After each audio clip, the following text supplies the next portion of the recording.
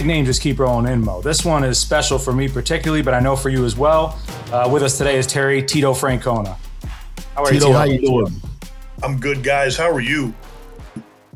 Good, man. Well, first, let's just say this. I got to thank you. I'm sitting down here in 2004. I'm in Cocoa Plum. My house is shuttered because of the damn hurricane. And you guys get the third out of the 2004 World Series. And I never realized how much pressure it was on all of us who were trying to capture that event and be a part of that. But man, was I so relieved, you know, when the last out was made. You guys are running in, jumping. I was running in, you know, jumping in the TV with you guys. So to get that World Series for the Red Sox, and I always say anybody with any time of service that's ever put on a Red Sox uniform, we all thank you very much. And we were so happy of what was done right there. We could walk around proud. We could walk around proud, and that was great for us. Well, I appreciate that, Mo. I think there's a lot of guys that could walk around proud anyway, but I understand your point, and I really appreciate it. It's awesome. Tito, look, born Aberdeen, South Dakota. What's going on, bro? What's going on over there? My dad was playing minor league baseball, or it was the St. Louis Browns then, which turned into the Orioles. And he met my mom there. My mom was from Aberdeen, South Dakota. And he met her and married her. And I was born there and only lived there about 2 years. Then we moved back to Western Pennsylvania, which is where my dad grew up. And that's where I ended up growing up. Your dad has, you know, we all like to follow in the footsteps of our dads, you know. You got good dads. You got a great baseball dad. Tell us a little bit about your dad and what it all has culminated for you and all your success. Tell me that relationship with your dad. Boy, Mo, I appreciate you asking because, I mean, my dad, I was so lucky. I mean, he played 15 years in the major leagues, and I never once realized that my childhood wasn't normal, and it was probably anything but normal. But, you know, we didn't get ice cream when he got hits. We didn't have to walk on eggshells when he didn't. He taught me to respect the game of baseball and also to respect the people in the game. And for that, I'm eternally grateful. How much of that did you carry to managing? Because, I mean, you always kind of had an even keel, and I think that's what a lot of guys respected and they excelled behind you. Did that come from that, seeing your dad like that? I learned so much from my dad. I mean, so much. But also, you know what? I think along the way, you learn from everybody. I mean, my high school baseball coach, Greg Fazio, I'd run through a wall for him. My college coach, Jerry Kindle, you couldn't have played for a better college coach. So along the way, I've been really, really fortunate, and I know that. Jerry Kindle, Arizona, University of Arizona. 1971, 79, you went to the Pan Am Games. 1980, I didn't even know you went there. You know, and listen, a guy from the East Coast, you know, you see, I'm a little bit younger, so we're looking at Arizona and we see Jerry Kendall. I didn't even know you played and won the damn World Series in 1980, and you were the 1980 Golden Spikes Award winner. Man, that's awesome. Tell me a little bit about how that goes. Well, Mo, it's kind of amazing about what an aluminum bat will do for you. When it changed the wood, it got a little bit more real in a hurry. But it was 3 really good years for me. I got drafted by the Cubs out of high school, and I think I would have been one of those guys that fell through the cracks, to be completely honest. I wasn't ready for that. I wasn't strong enough. I wasn't mentally, I wasn't mature enough. I got a chance to go to college for 3 years. The mistakes you make, they're not the end of the world. And like I said, I played for a guy that not only taught us how to play right, but he made us act right. And it helped me grow up. And then when I got drafted by the Expos, I was more ready, more prepared to be ready to play pro ball. Because you don't feel like you were ready in that situation. Sorry, Mo. Because you don't feel like you're ready. Did you view players differently coming up through minors? And, you know, maybe if they struggle out of the gate, or a kid in spring training where everybody's highly touting them, did you view guys through a different lens because of how you came up, you think? Well, I hope I hope that I do. I mean, I think anytime you experience stuff, like I went to winter ball. My goodness, I spent half my career down there in South America. So I think I have a better understanding of when kids come here and they don't speak the language, how difficult it can be. Same thing with what you're talking about. I think as a manager, you're just trying to learn from anything you can and pass it along to the players that are playing now. That's awesome. 9 years Major League career, Expos, Cubs, Reds, Indians, Brewers, manager, Phillies 97 to 2000, Sox 2004 to 2011, Indians 2013 to 2023. And now you're with the Reds, 2025 to present. What did you learn in the Phillies situation that prepared you for the Boston situation? That's a good question, Mo. That's a really tough place to not be very good. But I knew how I felt about the players, and I took a pretty good pounding there. But when you get a team like Boston that's ready to win, and you know how you feel about the players, then it has a chance to start getting pretty special. But I wouldn't have changed it for the world, but it was very difficult. But I learned a lot. I knew, Mo, when I got the job, I was 36 or 37 years old, and I knew I was learning on the run. I knew it, and I was. And I hope I'm still learning. But it was coming at me quick, to put it mildly. Was there any moment in Philly where you're like, man, I just don't know if I can handle these guys? Because I know they'll come at you if you're not performing down there and the team's not performing. Is there any moment you're like, I don't even know if I want to do this? Maybe every other night for a while there. On that drive home, man, it was rough. It was hard. But I learned a lot, and that's and again, I knew how I felt, and when you get a team that has a little bit more talent, a little bit deeper pitching, then all of a sudden the things you believe in and you have the talent, that's when it has a chance to get kind of special. How was it in Boston? Two-time world champion manager. You got Schilling. And listen, I really don't get into the going backs and forth of what people are saying. I know one thing: if I need a game won, I'm Kurt Schilling with that high fastball and forkball and the willingness to compete. He's as best as they get. And you couple that with Manny, David Ortiz, Pedro. How did you manage all of that in Boston and put that together to where it culminated into that World Series in 2004? Mo, the first 3 months of the season, we were kind of stuck in neutral. Like we were hovering around 500, a couple games over. We just couldn't quite get going, and our defense was holding us back. We were big and slow. We hit a ton of home runs, but if we didn't hit home runs, man, it could be a quick game. And then Theo at the trade deadline traded for like 4 guys. And what we did is we let our offense the first 6 innings, and then we put our defense in. And I'll tell you what, it got fun. I mean, we got hot as can be and started really getting after it. And it was a fun team. I mean, there was a lot of characters, but they had character and they cared about playing. So if you could just get them to the ballpark, once the game started, they were okay. One of those characters we hear a lot about here in Cleveland, obviously we'll get to that later, is Manny Ramirez. You got any good Manny stories? Because I live for these, man. Every time somebody tells me a good Manny story, I'm high for 2 weeks afterwards.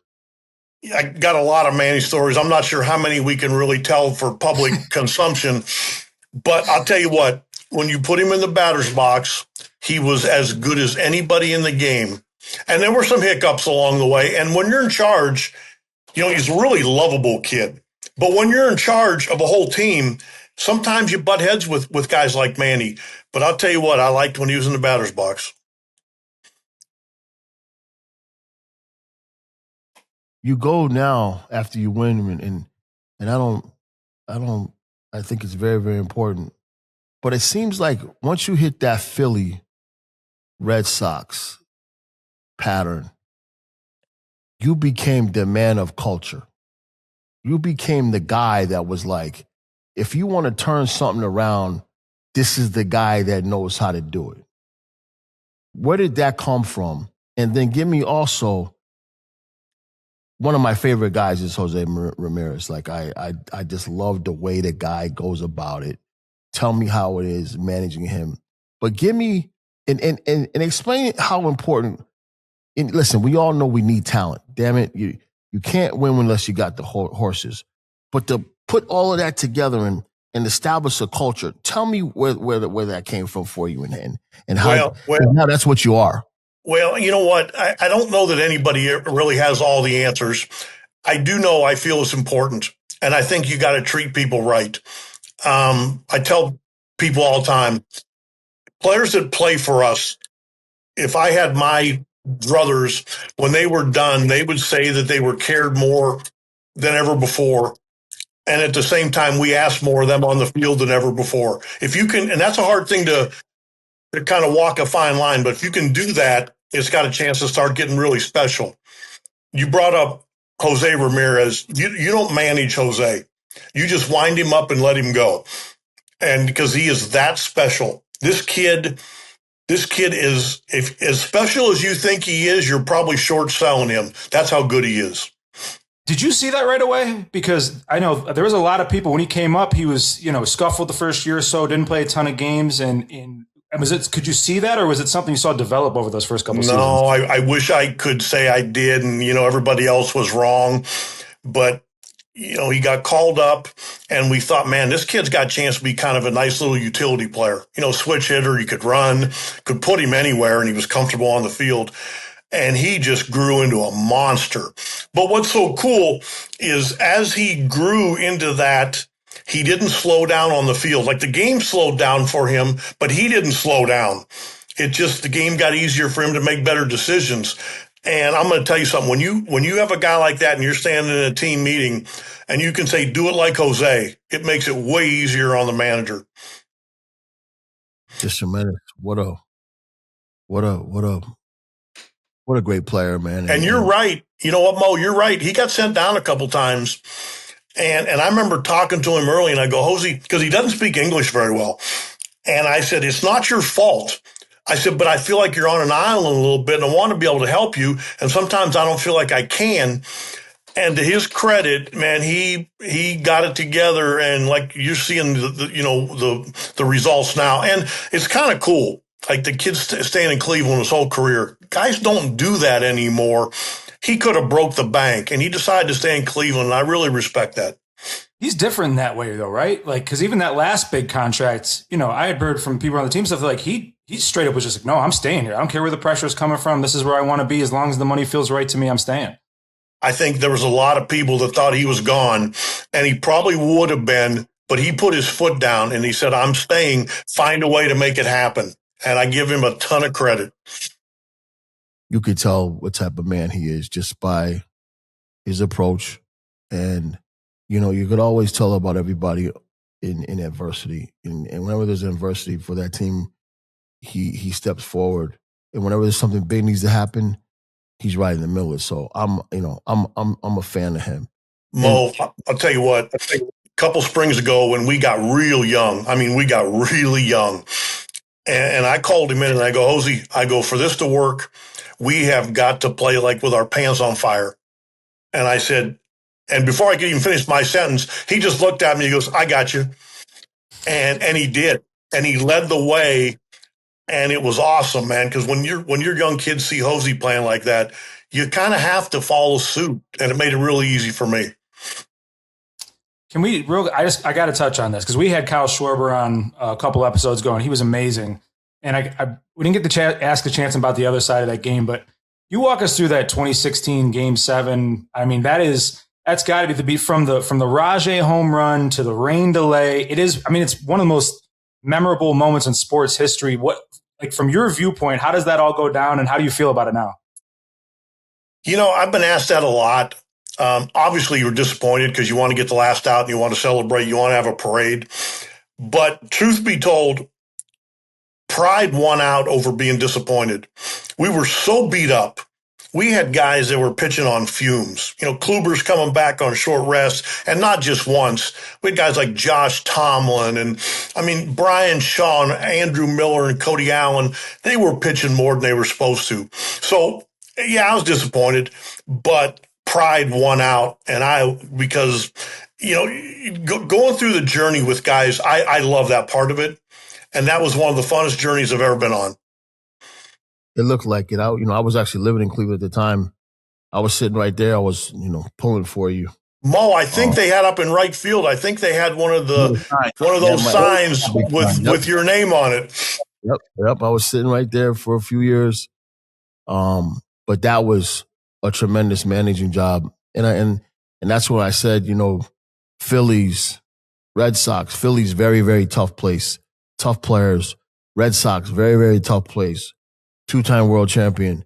Then we go to Cleveland and we put it together. Culture. And like, you're the guy, when something's wrong, we're going to call this guy. He'll put it together. Tell me now, I know from your years of Arizona, minor leagues, major leagues, now you're a manager. What is the difference of the players now versus when we started, when you started, or where we are now? How do you manage them? What's the difference? How do you communicate? How do you get the best out of them? Because you've now managed through a few eras with some great players and done well. Tell me what the formula is.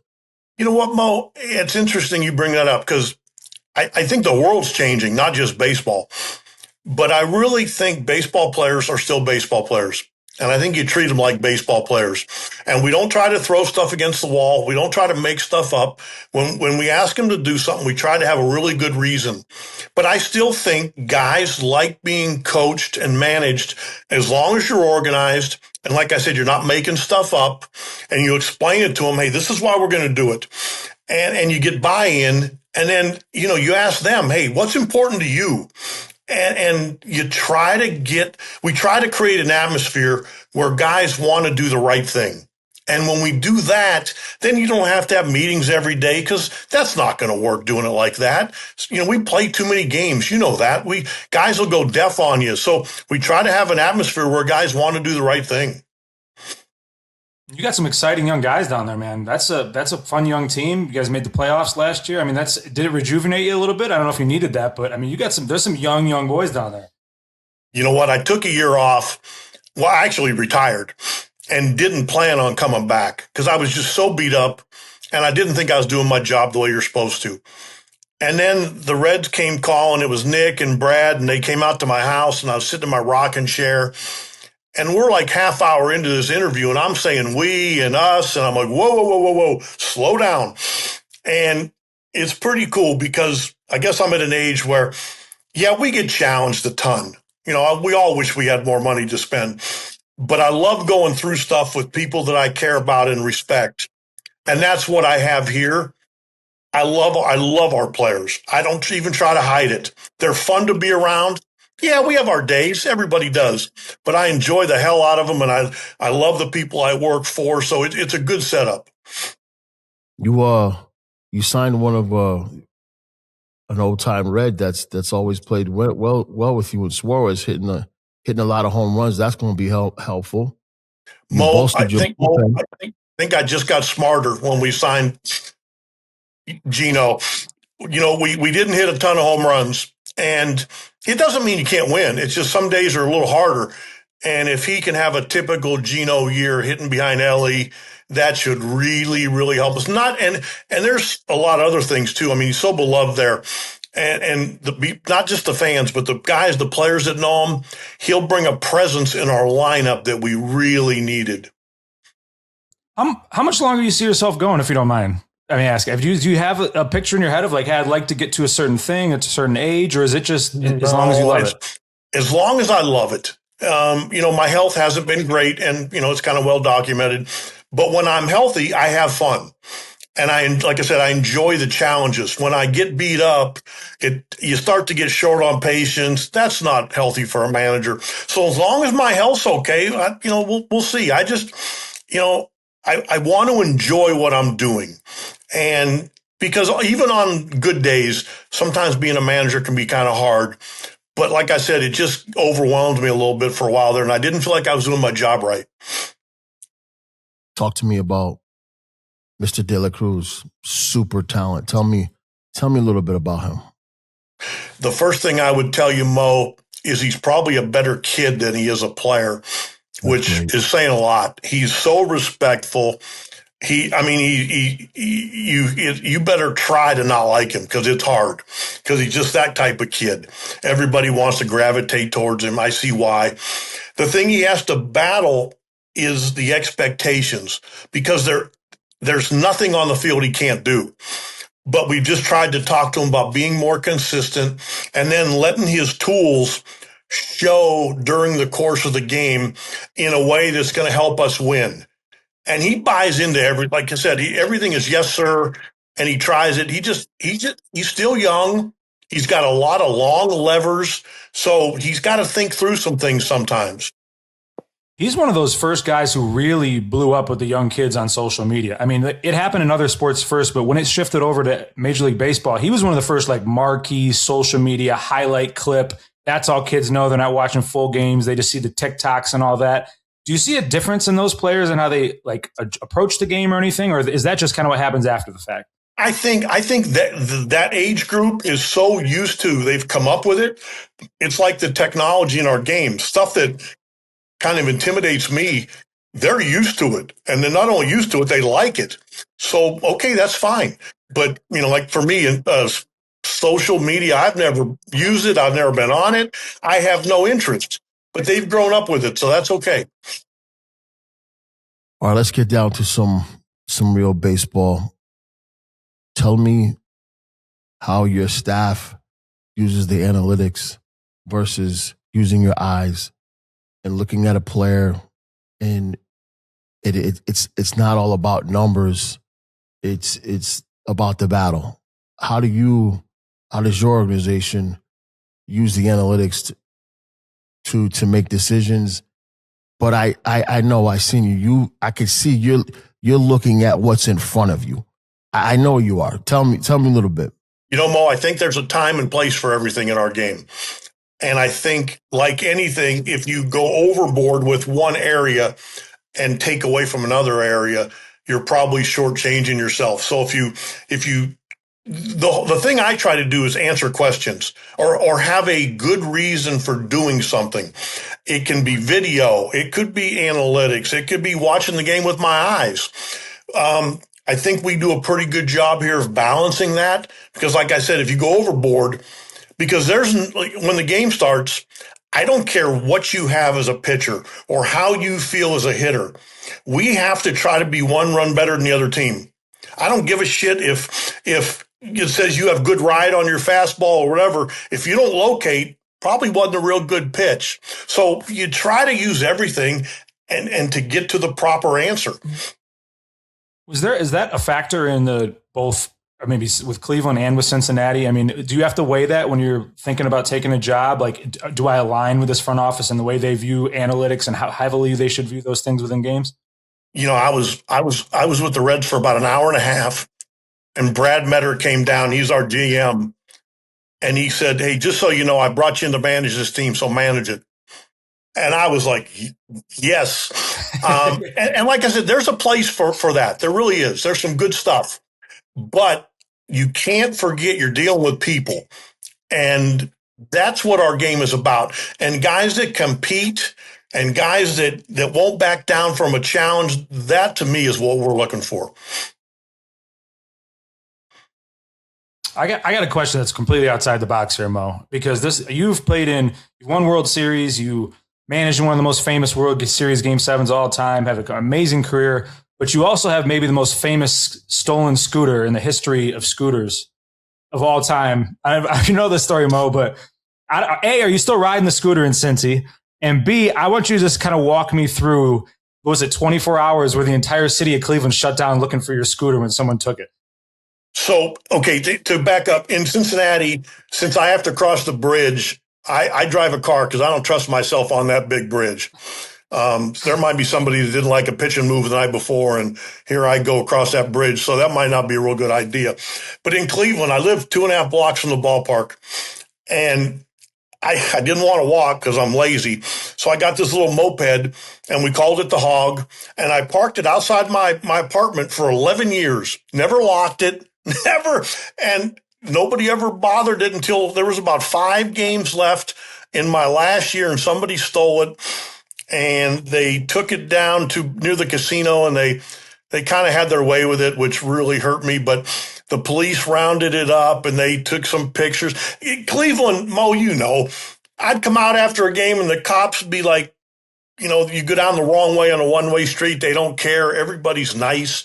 It's Midwest. And Cincinnati's really the same. And I really like that. Like, it's kind of how I grew up in Western Pennsylvania, and I really enjoy that.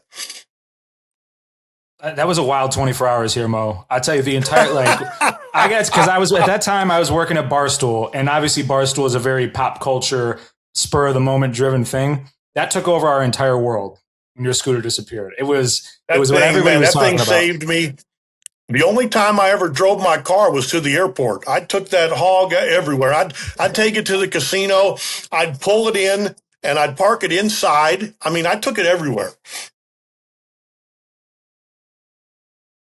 Tell me a little bit about 2026. You got some, you bolstered your bullpen, both left-handed and right-handed pitching. Now you gotta hit her. I'm listening to, baseball talk, Cubs, Cubs, Pirates, I'm hearing more of like, hey man, these Reds put this thing together. They got a chance to win this division. Tell me how you feel. Mo, when I was coming back last year, I remember thinking, well, you probably want to stay from the West because, it's the Dodgers and the Padres and the Diamondbacks. And if you go to the East, it's just, it's the Braves and the Mets and the Phillies. And well, lo and behold, you come to the Central and the Brewers win 97, 98 games. The Cubs are really good. The Pirates got arms out the ass. And we never could beat St. Louis. So it's tough. I don't know what people are prognosticating, nor do I really care. I know I like our group, and I know they'll work, and I know they won't back down. And I think it's time, like some of our guys like McClain and Ellie and Steer and Friedel, they've got enough service time now where I think it's time where we need to step up and go toe-to-toe with some of these teams. Even, they may have bigger payrolls than us. I get it, but that doesn't mean we can't compete. Well, I love that you said the prognostications too. I love that because Mo, here in Cleveland all the time, people would say, hey, they're only going to win X amount of games. And it seemed like the Guardians always overperformed. Obviously that quote unquote overperformance last year by you guys. What do you, if there is a secret sauce, if you could boil it down, I know you can't bottle it and sell it, but do you think that there's something you do that makes guys believe in themselves more than maybe the outside world does? Well, that's what you just said. Trying to get guys to believe and is a big part of it because, man, Mo, you get beat up in our game so much. I mean, so much. I have so much respect for guys that play every day because it's not just physical. I mean, man, you're 0 for 20 and, it's like, man, am I going to get sent to AAA? Am I going to get benched? There's a lot going on. It's not just see the ball, hit the ball. And I have a lot of respect for guys like that. And we talk all the time about if you're only getting enjoyment or fulfillment when you get hits, you're setting yourself up for a long year. So you got to try to find a way to take some satisfaction when you're not hitting or when you're not pitching good and find a way to help us win a game so you go home that night and you actually feel okay about yourself. That's well said. That I need to write that down and tell our team that next week. Don't worry, I got it for you. Just call me. I'll tell you. That's so right. There's so many ways you can help your team sometimes when you're not swinging the bat well. And if you have that type of culture, you got a chance to be successful. Great. Terry, I was gonna say, Mo, I do have one more. I have a crazy outside of the box one. If I could throw one more at you, this is Will sweet spot. I'm not gonna lie, I was so excited when Greg booked you here. Maybe you don't want to talk about it, but I got to know what was going through your head the moment Trevor Bauer throws that ball over center field. the center field wall. I was going to ask you that too, but I said, you know what? Let me not do that. Tell me what the hell happened. I gotta know. You know, I've been asked that so many times. I have a habit when I'm walking to the mound, I put my head down. I don't know why. It's not on purpose. I just do. Maybe so I don't trip. I don't know. But I thought I saw a ball getting heaved, but I wasn't for sure. I'm like, nah. And I got out there and I could tell the look on his face. You know, I'm like, yeah, it happened. And he started to apologize. And I kind of said, hey, man, we'll talk about it down underneath. And I didn't even wait to give the ball to Tyler Clippard. I gave the ball to the catcher and I said, give this to Clip. And I followed Trevor in and we discussed it down underneath. But the funniest thing, I didn't want to be in a good mood because I was so mad. And Clippard came in after the inning. He goes, Skipper. He goes, he looked to me like he had something left. And I didn't want to laugh, but I did. Oh man, when he threw that ball, I said, "Oh my God!" No, I was yelling at him so hard. I was yelling at him so hard down behind the dugout. So I started getting a pain in my neck, and I thought, "Oh my God, I'm having a heart attack." Yeah. And I walked away, and he kind of stood there and looked at me like, "Are you done? Are you not done? Are you going to yell? Are you going?" And I'm like, I just walked away because I thought I was going to have a heart attack. Well, brother, thanks for taking the time to come on. My pleasure. My pleasure, guys. I thoroughly enjoyed it. Your reputation is like I told you, you're the culture guy. You're the guy to call when things going wrong. You've done world champion. As I said, thank you for what you did for us Sox guys. And good luck in 2026, man. If you need anything, ever call me. Thank you, guys, both of you. Thank you. Thanks for having me. This was fun. I enjoyed it.